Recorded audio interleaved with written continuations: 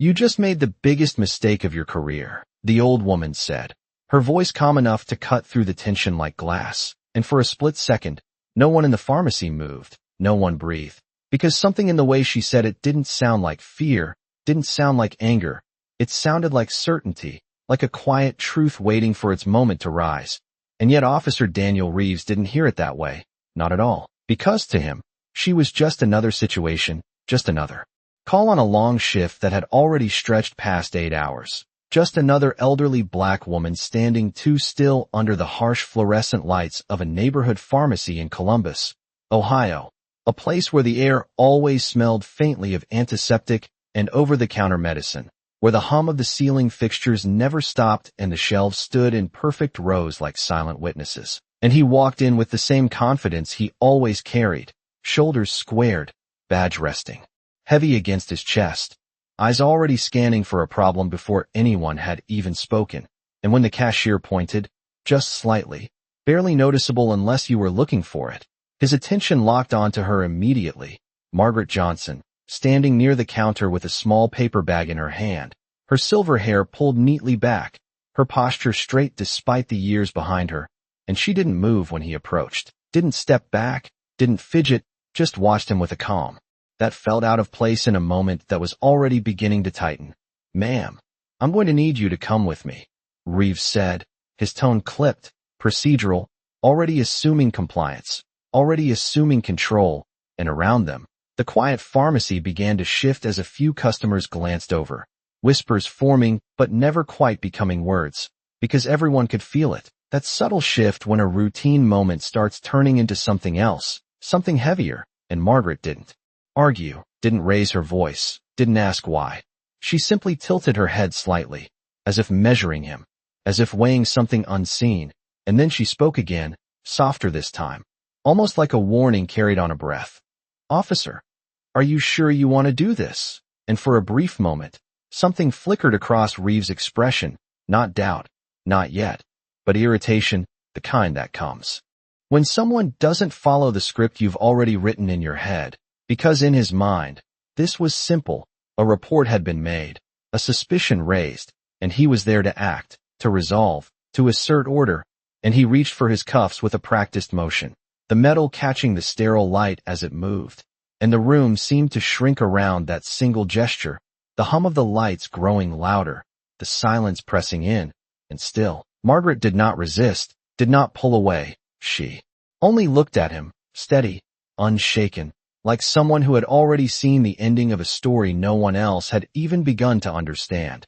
And somewhere near the back of the store, unnoticed by most, a man in a dark jacket stood just a little too still, his phone angled slightly, his gaze fixed, as if he had been waiting for this exact moment to unfold, as if this wasn't random at all, as if every second that led here had been building towards something far bigger than a simple accusation. But Reeves couldn't see that. Not yet, because all he saw was what he expected to see, and sometimes, that's the most dangerous blindness of all. The cold metal circled around Margaret Johnson's wrists with a quiet click that echoed louder than it should have, not because of the sound itself, but because of what it meant. And for a moment the entire pharmacy seemed to lean into that single instant, every set of eyes drawn to the scene unfolding beneath the harsh white lights. And still she did not pull away, did not protest, did not even lower her gaze. She simply stood there with a stillness that felt almost deliberate, as if she had chosen this exact moment to say nothing at all. And that silence began to spread, moving from her to the customers, from the customers to the cashier, until even the soft beeping of the register seemed hesitant, like it did not want to interrupt whatever this had become. And Officer Daniel Reeves straightened slightly, adjusting his grip as though reaffirming control, because to him the situation was already resolved, already understood. The report had been made, the action had been taken, and everything else was just noise. "You can explain everything downtown," he said, his voice firm, rehearsed, the kind of line he had used dozens of times before without a second thought. But Margaret tilted her head just enough to meet his eyes again, and there was something different now, something sharper beneath that calm surface, something that did not belong to someone who had just been placed in custody. "Downtown," she repeated quietly, as if testing the word, as if measuring the distance between what he believed and what was about to happen, and a few feet away, a young woman near the vitamin aisle shifted uncomfortably, glancing between them, her phone halfway raised but not quite recording. Unsure whether she was witnessing something ordinary or something that would matter later, and near the entrance, the automatic door slid open and closed with a soft mechanical sigh as another customer stepped in, then paused, sensing the tension immediately, because it was impossible not to feel it now, the way the air had thickened, the way every movement seemed slower, heavier, as if time itself had decided to wait, and Reeves gestured toward the exit, expecting compliance, expecting the quiet submission he had already written into the story in his head. But Margaret did not move right away. Instead, she looked past him, just for a second, toward the man in the dark jacket near the back, and it was subtle, almost invisible, a glance that could have meant nothing to anyone else. But the man gave the slightest nod, barely perceptible, and then she turned back to Reeves, her expression unchanged, her voice steady. "Before we go anywhere, officer," she said, each word placed carefully, "you might want to listen closely." And something in the way she said it made the space between them feel smaller, tighter, like a thread being pulled, and Reeves exhaled through his nose, impatience creeping in now, because this was not how these moments were supposed to go, not how they usually went. "Ma'am, you are not in a position to," he began, but she spoke over him, not louder, not aggressive, just precise. "Call your chief," she said, and the words landed differently this time. Not as a suggestion, not as a request, but as something heavier, something that carried weight he could not yet see. And for the first time, the certainty in his posture faltered, just slightly, just enough to be noticed by those watching closely, and the silence that followed was no longer passive. It was waiting, pressing, as if the entire room had begun to understand that whatever came next would not follow the path anyone had expected. The words did not echo, but they lingered, hanging in the air like something unfinished, something waiting to land, and Officer Daniel Reeves felt it before he understood it. That subtle shift in the room that no training ever really prepares you for. The kind that does not come from noise or chaos, but from silence that refuses to break. And he stared at Margaret Johnson for a second longer than he meant to, his jaw tightening, just slightly, as if trying to force the moment back into something familiar, something manageable. "My chief," he repeated, a short breath of disbelief slipping into his tone, because in his world, people did not say things like that unless they were bluffing, unless they were trying to reach for authority they did not have. And he had seen it before, people grasping at names, at titles, hoping it would change the outcome.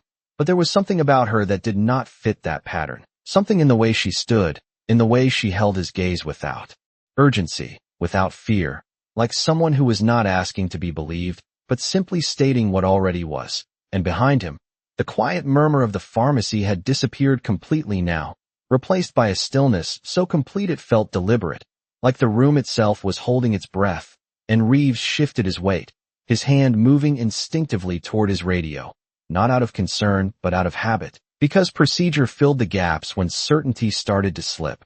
"You are not in a position to give instructions," he said, more firmly this time.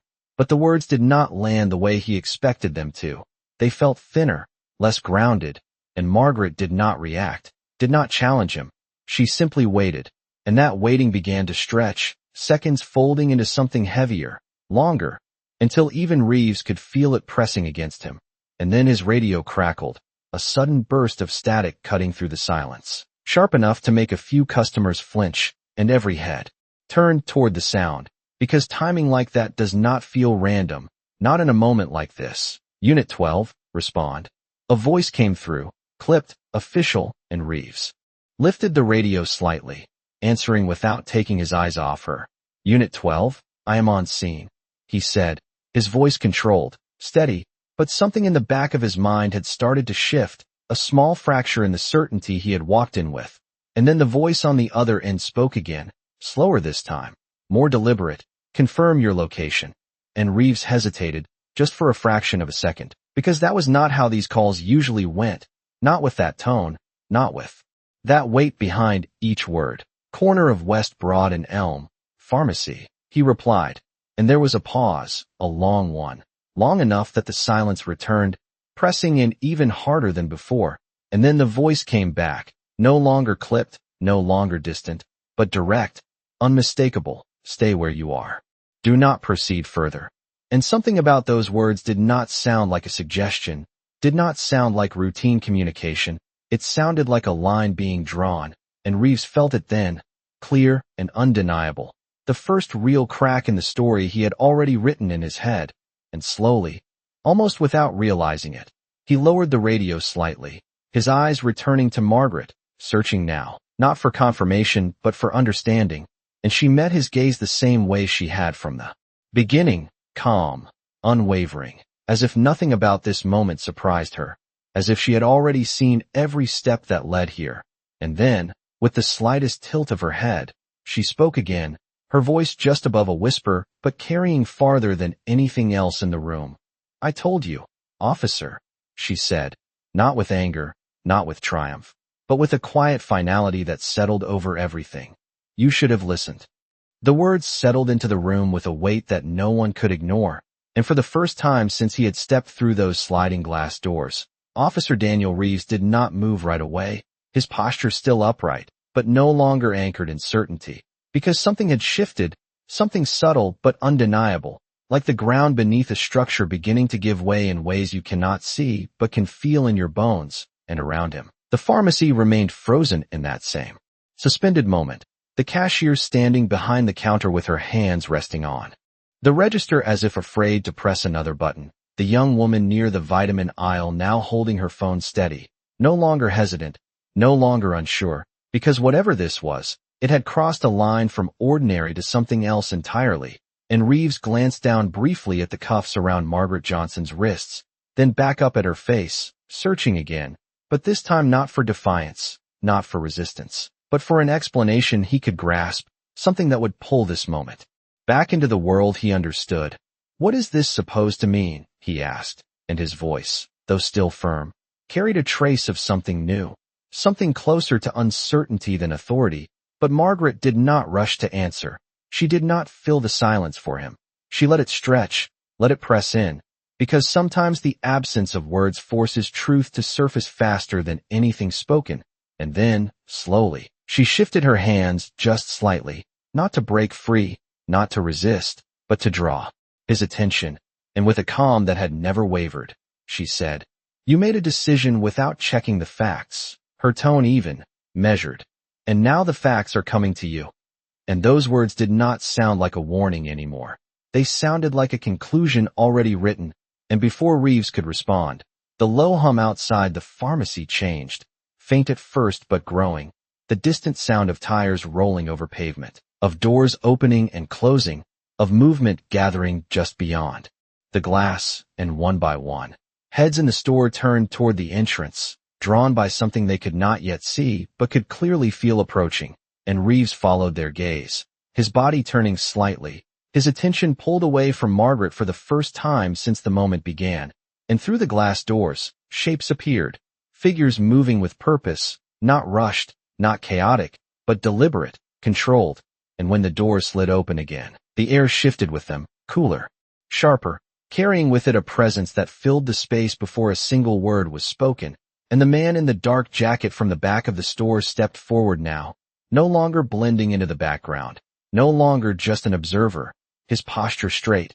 his expression focused, and Reeves felt it instantly, that difference, that quiet authority that does not need to announce itself because it is already understood by those who recognize it. And the man reached into his jacket, pulling out a badge, holding it just long enough for Reeves to see, not close, not aggressive, just clear, undeniable.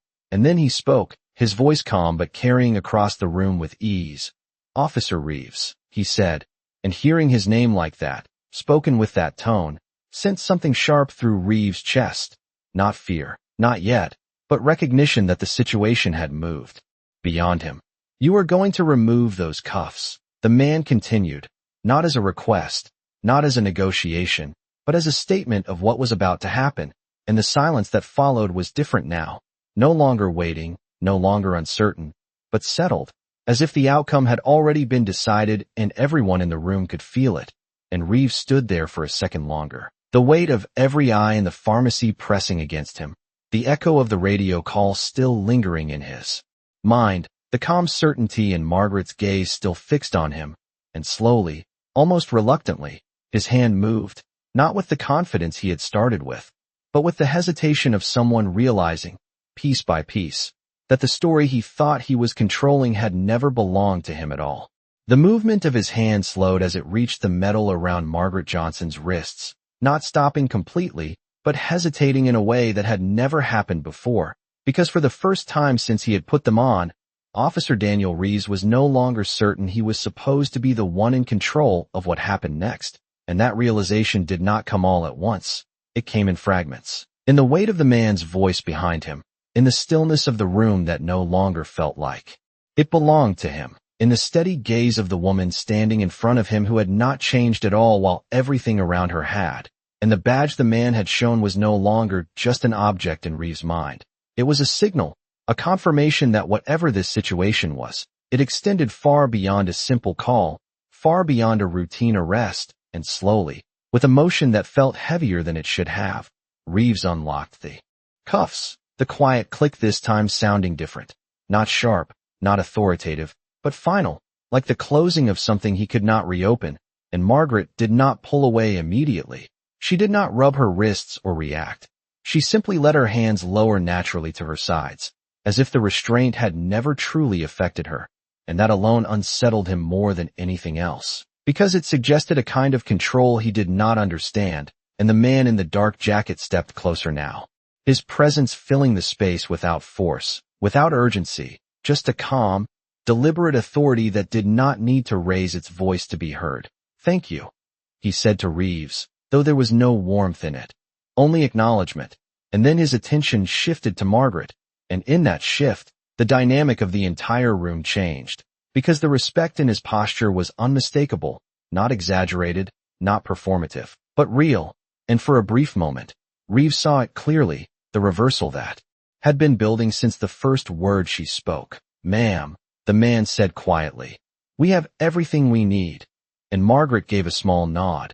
Nothing dramatic, nothing that drew attention, but it carried a finality that settled into the space like a closing statement, and Reeves felt it again, that tightening in his chest, not from fear, but from realization, the slow, undeniable awareness that he had stepped into something already in motion, something that had not needed him to create conflict, because it had been waiting for him to reveal it, and his eyes flicked toward the man again, searching now for clarity, for explanation. "What is going on here?" he asked, and this time his voice no longer carried the same authority it had before. It carried something else, something closer to someone trying to understand the ground beneath their feet after it has shifted, and the man met his gaze evenly, not hostile, not confrontational, just direct. "What is going on?" he said. "Is that you?" Initiated an arrest without verifying evidence, without confirming the report, and without recognizing who you were dealing with. Each word measured, precise, leaving no room for interpretation, and Reeves opened his mouth slightly, ready to respond, ready to defend the sequence he had followed, the procedure he believed he had upheld, but the words did not come as easily as they should have, because even as he reached for them, he could feel them losing weight, losing structure, like a story that no longer held together under scrutiny, and around them. The pharmacy remained silent, but it was no longer the tense, uncertain silence from before. It was something clearer now, something resolved, as if everyone present understood that whatever authority had entered the room with Reeves had quietly left it, replaced by something far more grounded, far more permanent. And Margaret looked at him one last time, not with anger, not with satisfaction, but with a calm that carried something deeper, something closer to truth than emotion, and she spoke again, her voice steady, unshaken.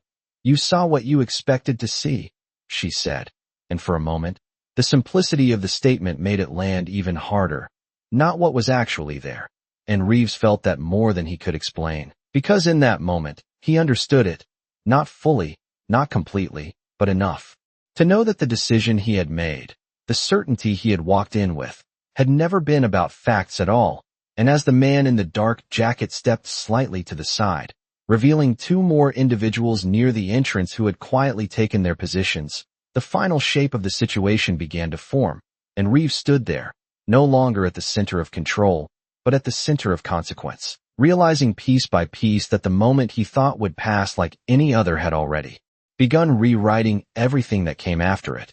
Reeves stood there as the shape of the moment settled fully around him, no longer shifting, no longer uncertain, but solid and inescapable.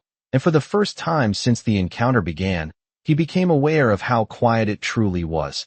Not just the absence of sound, but the presence of attention. Every person in that pharmacy watching, not with curiosity anymore, but with clarity. Because something had been revealed that could not be unseen, and he felt it in the way no one looked away, in the way no one whispered now. As if the entire room understood that what was unfolding was no longer a misunderstanding, but a consequence taking form, and the man in the dark jacket reached into his inner pocket again, this time not for a badge, but for a small folder, worn at the edges, handled enough times to suggest it had been prepared long before this moment ever happened, and he opened it with a calm precision, flipping it once before holding it at an angle Reeves could see, not close enough to invade, not far enough to obscure, just enough to make it undeniable, and Reeves' eyes moved across the page, scanning instinctively, searching for something to ground himself in. But what he saw did not offer comfort. It offered context, dates, notes, references, each line building something he had not realized existed. A pattern, not chaotic, not accidental, but consistent. And the man spoke again, his voice even, controlled. "This was not the first report involving your judgment," he said, and the words did not accuse, they stated, and that made them heavier. "But it is the first time it was documented this clearly." And Reeves felt something tighten again, not outwardly, not visibly, but internally, like a structure beginning to recognize its own instability. And he looked up from the page, his eyes moving between the man and Margaret, and for a brief second, he tried to find a way back into control, into explanation. "I followed protocol," he said, the words coming out more quickly than he intended, as if speed could restore their strength. But even as he said them, he could feel how they landed, not solid, not convincing, just present. And Margaret listened without interruption, her expression unchanged, but when she spoke, it was not to challenge him, not to argue, but to clarify something deeper. "Protocol begins with observation," she said, her tone calm, deliberate. "And observation requires you to see what is there, not what you assume." And the simplicity of it cut through everything else, because it did not leave space for defense. It reframed the entire moment, and Reeves felt that shift more clearly now, because it was no longer about what he had done, it was about how he had seen, and how that had shaped everything that followed. And outside, through the glass, the presence of additional vehicles was now unmistakable, their reflections stretching across the polished floor, subtle but impossible to ignore. And inside, the two individuals near the entrance moved slightly, not to intervene, not to escalate, but to confirm their place in what was unfolding. And Reeves noticed them now, truly noticed them. Not as background, not as bystanders, but as part of something structured, something coordinated. And that realization settled in with a quiet finality, because it meant this had never been random, never been isolated. And he exhaled slowly, the air leaving his chest in a way that felt heavier than it should have, as if it carried with it the last remnants of the certainty he had walked in with. And the man in the dark jacket closed the folder gently, not with force, not with emphasis, just enough to signal that what needed to be shown had already been seen. And he looked at Reeves with the same steady focus he had maintained from the beginning. "You are not being asked to explain this here," he said, and there was no hostility in it, only structure, only process, but you are going to answer for it. And the words settled into the space with a weight that did not need volume to be understood. And Margaret turned slightly then, not away from Reeves but toward the door, as if the moment had already moved beyond him, as if her role in it had always been to bring it to this point and no further. And as she took a small step forward, her voice came once more, quiet, measured, but carrying farther than anything else in the room. "Authority is not proven by control," she said. "It is revealed by restraint." And Reeves remained where he was, not stopped, not forced, but held in place by something far more powerful than either, The realization that the moment he thought he understood had been something entirely different from the beginning, and that understanding, once it arrived, did not leave room for anything else. The automatic doors slid open again with a soft mechanical whisper, and this time no one turned in surprise because the tension had already prepared them for what was coming next, the quiet arrival of something official, something final, and the figures outside stepped in with a calm that matched the tone of everything that had unfolded inside. Not rushed, not aggressive, but certain, and as they entered, the balance in the room shifted once more, not dramatically, not suddenly, but with a steady weight that settled into place, confirming what had already begun, and Officer Daniel Reeves felt it immediately, the difference between being present in a situation and being the center of it, because now he was no longer either. He was part of something larger, something structured, something that had already moved beyond his control, and he stood there as one of the new arrivals approached the man in the dark jacket, exchanging a brief look, a quiet acknowledgement that needed no words, and then their attention turned toward him, not with hostility, not with anger, but with a kind of focus that felt even more unsettling, because it was measured, intentional, and entirely without doubt. And for a moment, Reeves considered speaking again, considered reaching for something, anything, that could reframe the situation, but the words did not come, not because he did not have them, but because he could feel that they would not carry the same weight they once did.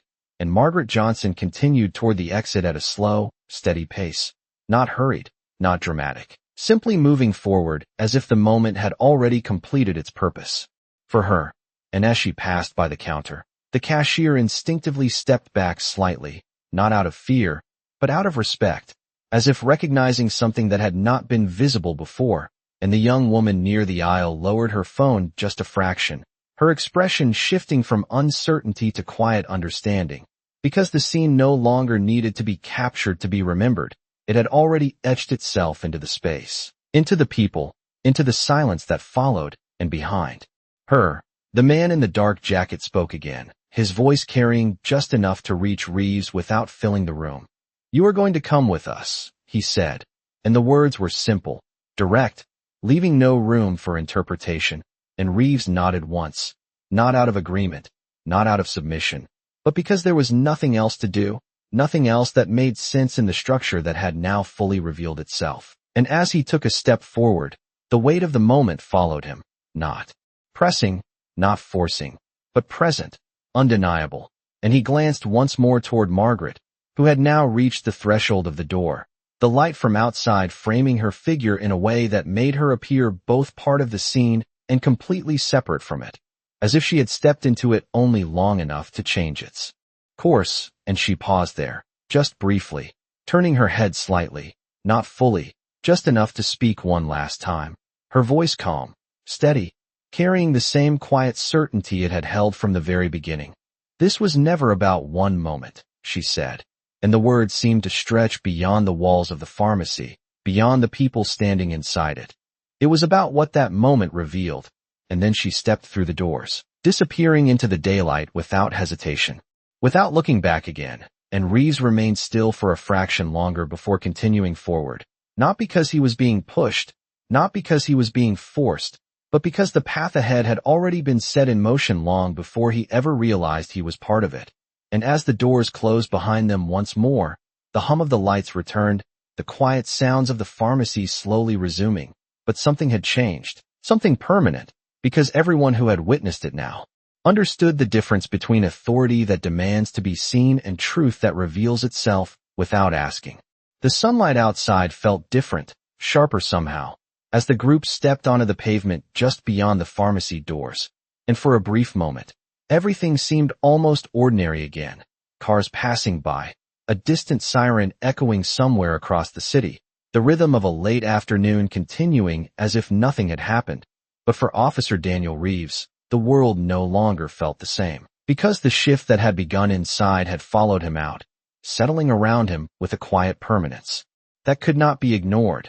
And the presence of the individuals beside him made that even clearer, their movements calm, their posture steady, not watching him in the way he had once watched others, but simply acknowledging his place within a process that had already been set in motion.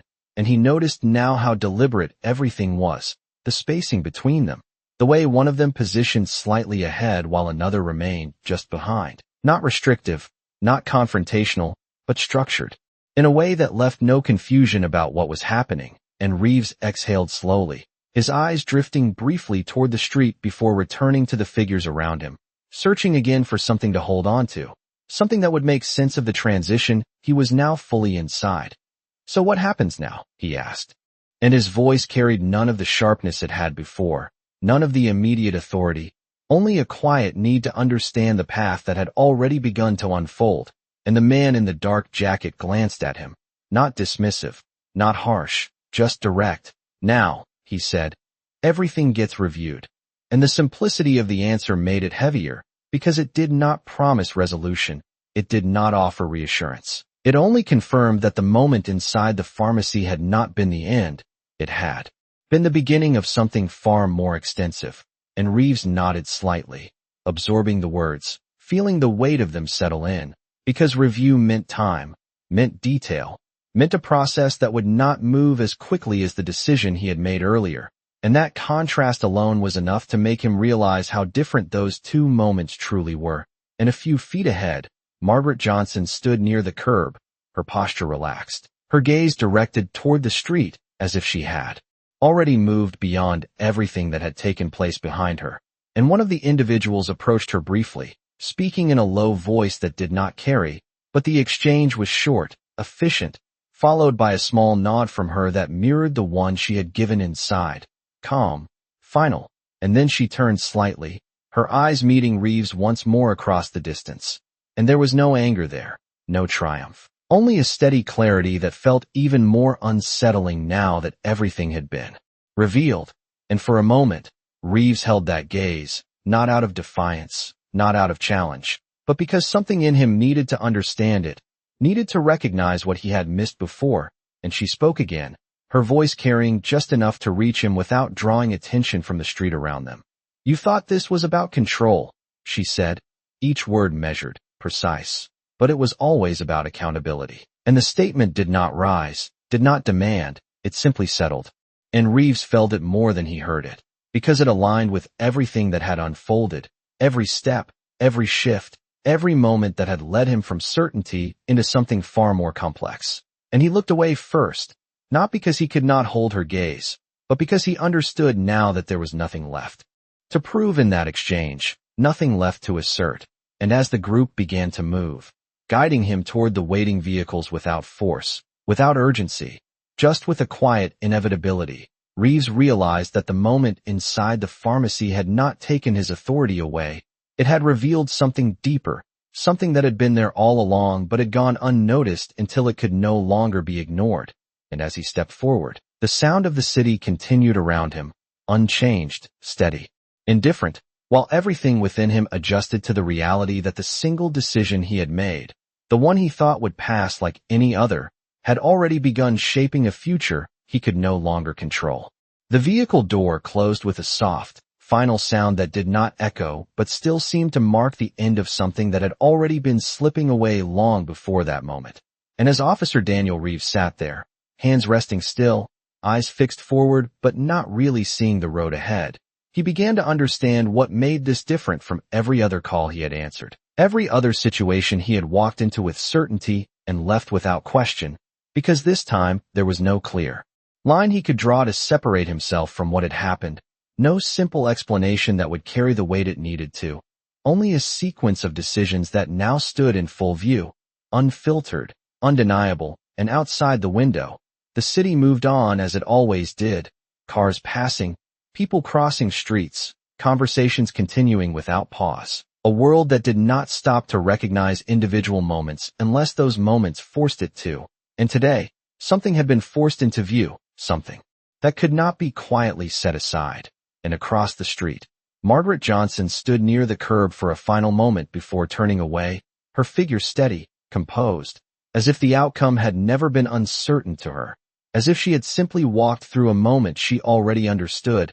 And Reeves watched her through the glass, not with confusion now, not with resistance, but with a quiet recognition of what had been revealed, not just about her, but about himself, about the way he had seen the world, the assumptions he had carried without question, the certainty he had relied on without examining. And for the first time, those things no longer felt like strengths. They felt incomplete, and the man in the dark jacket sat across from him, silent, not pressing, not questioning, because there was nothing left to prompt, nothing left to force into acknowledgement, and that silence did more than any words could have. It gave space for the realization to settle fully, to take shape without interruption, and Reeves exhaled slowly, his gaze lowering for just a moment before lifting again. And when he spoke, it was quieter than before, not directed at anyone in particular, but present. "I thought I knew what I was doing," he said, and the statement did not ask for agreement, did not seek validation. It simply existed, and the man across from him nodded once, not in approval, not in dismissal, but in acknowledgement of something understood. And outside, the distance between the vehicle and the pharmacy grew with each passing second. But the moment itself did not fade. It remained clear, sharp, because it had never been about the location, never been about the situation alone.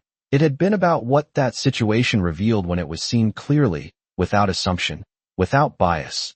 And as the vehicle turned onto the next street, merging into the steady flow of traffic, Reeves realized that the consequence of that moment was not just what would happen next, not just the review, the reports, the decisions that would follow, but the understanding that would remain long after all of that was done, the understanding that authority without awareness is fragile, that certainty without reflection is incomplete, and that sometimes the smallest moment, the one that feels routine, the one that seems like nothing more than another step in a long day, can become the one that changes everything, not because of what was done, but because of what it revealed. And as the city continued around him, unchanged, steady, indifferent, one truth settled in with quiet clarity. He had worn the badge to enforce the law, but in that moment, the law had shown him what it actually meant.